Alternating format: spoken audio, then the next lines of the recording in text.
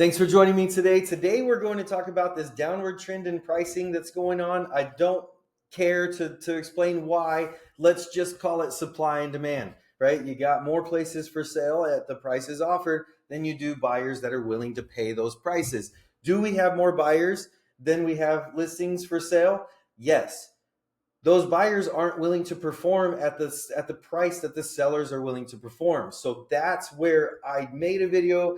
It was the last video I made. You can go check that one out, talking about how to price your listing in order to control or what kind of influence your pricing has on your deal. Now, this is about the buyers. Hey, you're a buyer, you're out there, you're hungry, you see that people are getting deals, you want a deal, right? So let's be real about this. When you see a $800,000 house for $650,000, when you see a $450,000 house or a condo for $400,000, this does not mean you can buy them for $400,000 and $650,000. What it means is that that's what they priced it at, right? Here in this market, we've had people listing houses for less than their sellers are willing to take, which, by the way, is against the rules, but hard one to prove. You would have to have all kinds of evidence for that. Now, here's where it's tricky. There still are plenty of buyers or sellers, more sellers than not, are listing their house for what the last guy sold for. Well, we as buyers, we need to know that anyway, right? You don't really need to know before you go see the house. But when you see the house and you like the house, we need to now say, okay, so what sold that was like this? What sold that's a little bigger than this? And what sold that's a little less than this? And for what prices? And let's find where we're comfortable at in a price ourselves, right?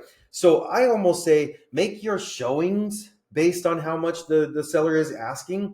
But when you say, oh, I would like to buy this house, and you do your comparables, determine if you're willing to pay what the last guy paid or not. If you're not willing to pay that, then move on, right? Go to the next house, because that's what the seller is wanting anyway. If you are wanting to say, hey, you know what, the closed mouth doesn't get fed, so let's let them know that we are interested. Let's say it's a $650,000 house that's listed for $675,000. Can we make an offer at $650,000 and ask for $20,000 in closing costs, which sounds or feels a whole lot like a $635,000? Yes, you can make an offer for $1 if you want. You just can't expect for it to get accepted. So if you're going, rule number one, if you're going to offer less than what the seller is asking, you can assume that they don't want to accept it. That's number one. They have told you in public they want $650,000 or $675,000. You're offering them $635,000. You're $40,000 away. I just talked to a guy today.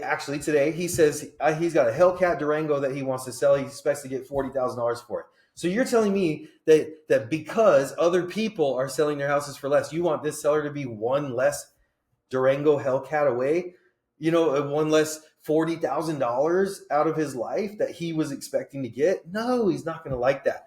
So if we're going to put in those offers, let's put those low offers in. Let's expire them quickly.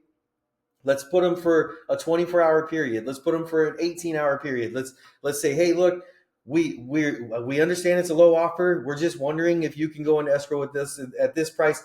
We would love to have it at this price. Let's see what they come back with later, right? But meanwhile, tomorrow when that one expires, I can put in another low offer on another property.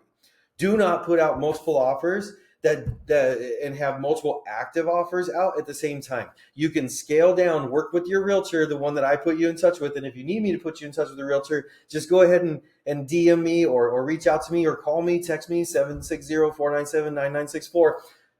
Me and your realtor will say, hey, here's this offer for this 24 hours. And then if it doesn't come back, then we'll write, sign, and send this next one. And then we'll write, sign, send, write, sign, send, write, sign, send. And you could have five offers that you made: Monday expiring Tuesday, Tuesday expiring Wednesday, Wednesday expiring Thursday, Thursday expiring Friday, Friday expiring Saturday. And now Saturday and Sunday, you're looking at houses again, right? So Saturday and Sunday, you collect your 5 that you want to make offers on. You do Monday, Tuesday, Wednesday, Thursday, Friday. Go collect 5 more: Monday, Tuesday, Wednesday, Thursday, Friday. And remember, Monday, Tuesday, Wednesday, Thursday, Friday, you're at work, you're at dinner with your family. Like, we're not going out during those days, right? We're working on trying to get you a deal. So that's a good strategy to have on making low offers. If you find a property and you do that whole search around and everything around has sold for more than or the same as this property, make the offer at asking price.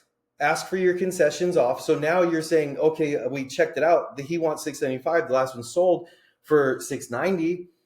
So that's already a pretty good deal. We're going to ask for $675 with $20,000 back to our closing cost, which feels like a $655, right? And then maybe they respond with a $700 with $20,000 back, which it feels like a $780 for them. So they are coming down off their price a little bit, but we're getting our $20,000. So now we have the two offers to measure, or the two scenarios to measure against. So here we go. Do that. Now, when is it appropriate to offer higher than asking? Which right now in this market, buyers do not want to offer a higher price. They just don't want to do it, right? Because they see other people getting deals, because they see all of the reductions happening. Well, remember, these sellers are being advised by different realtors, and realtor license is the second most held license in the United States. The number one held license is the driver's license, and there are bad drivers, and there's terrible drivers, and there's awful drivers, right? And then there's people that just kind of floated their way through getting their driver's license and don't really even know how to drive, right? Same thing with real estate licenses. There's very, very, very low bar to become a real estate agent. There's no such thing as sales school. There's no such thing as a bachelor's degree in sales. You can get a bachelor's degree in marketing. You can get a bachelor's degree in business, but not sales. Why not? I don't know, whatever. There's no tech school for sales. It's all about where am I at? Negotiations, right? So it comes from the wisdom. So make sure that the person that you're working with has wisdom, that they know, that they've experienced, that they're helped other people do what you're trying to do. If you're working with a realtor and you're asking them to do something that they've never done before with anyone else, you're in the wrong relationship. Go find the realtor in your market that has the experience doing that thing and call me to get connected with that realtor. I have them. They're all over the place. And not every one of my realtors in my network have the skill that you need for that particular move. Not all of them have it, but I've got the ones that need it in those areas. When you tell me you need it, I look for the realtor that got that done, right? So let's do that. Now, offering higher than the listing price. When you do your check, this guy listed it at $600,000. He might be willing to sell it for $600,000, but you've got 5 people that are ready to buy it at $600,000. So does he pick his favorite one of the 5 and sell it for $600,000? Absolutely not. Watch my seller video. You'll see what we do. So we're at 610, 615, 620, 625, 630, 645, 650, 655, 660, 660, 660, 655 it is. Now, which one of those 5 was it? Was it you, right? Because it's very unlikely that the first time that you experience something like this, where you put in an offer on a house that was going to sell for higher than the price, it's very uncommon for it, that being your first experience, for you to say, you know what? It is worth $655, even though I started off offering $600, right? But you got to do it if you want that particular house, right? So it's either get it for $655 or whatever. So now, how can you save yourself? If you see a house at $600,000 that's asking $600,000, you determine it's worth $675, right? You would love to buy it at $650. Of course, you would absolutely adore buying it at $600. Stop questioning yourself. You know already, you already told yourself that you're willing to spend $675. You would love to have it at $650. So what do? You say, here's a $650 offer with all of the terms and conditions that I would love and adore, right? So then he says, hey, I can give you some or all of these conditions. So, okay, now I'm listening, but I'm going to need $660, right?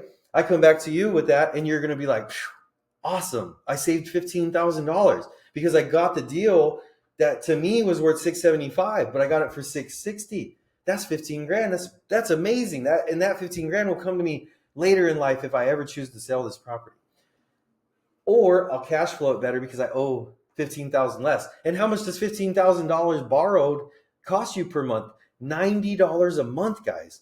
Like people in this market, they're playing with 5s and 10s and 15s and 20s, and none of them are converting them to payments.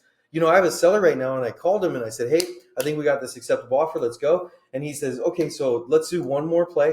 because we have two people at the same price and one person above them, but their terms and conditions are kind of tough to deal with. So we're going to shoot for the middle and say, hey, you one, do you want it for this? And then if they say no, okay, number two, do you want it for this? And if they say no, okay, number three, you can have it for this higher price. We'll deal with your BS, right? All right, so I hope this helps, guys, with the buyers. You guys got to know that I work with buyers. I work with sellers. You can text me. You can call me. You can book me for a Zoom call. There's so many ways to get in touch with me. I am free to you. You don't pay out of pocket for me until you close escrow. When you close escrow, you're paying your buyer's agent. If I connected you with that buyer's agent, they're paying me a referral fee, right? That's how I make my money. So call me, let me hook you up with somebody who's well performing in that area. You're going to pay the same price for them as you would for a turd. So let's avoid the turds. Let me put you in with an all-star, and then you're going to get the best quality service for the same damn price as the turd. So let me hook you up.